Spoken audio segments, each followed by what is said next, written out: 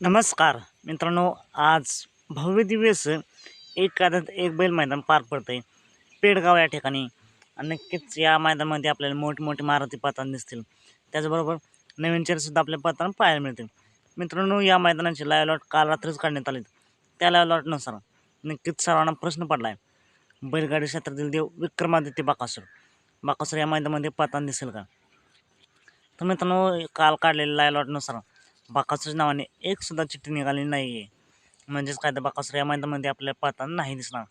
नक्कीच बाकासूर आपल्याला कोणत्या मैदानामध्ये पाहताना दिसेल, कोणासोबत पळेल याची आपण अपडेट देऊयाच. आणि नक्कीच सर्वच बाकासूर प्रेमींना एकच आतुरता आहे की बाकासूरच्या गाडीवरती विठ्ठल नाना नक्की कधी बसतील.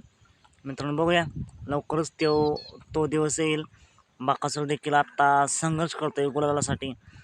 आणि विठ्ठल नाना आणि बाकासूर एक अतूट नातं. तुमचं मत काय आहे कमेंट करून नक्की सांगा. सात भेटू पुन्हा एकदा नवीन अपडेट्स भन्नाट अशा नवीन व्हिडिओमध्ये.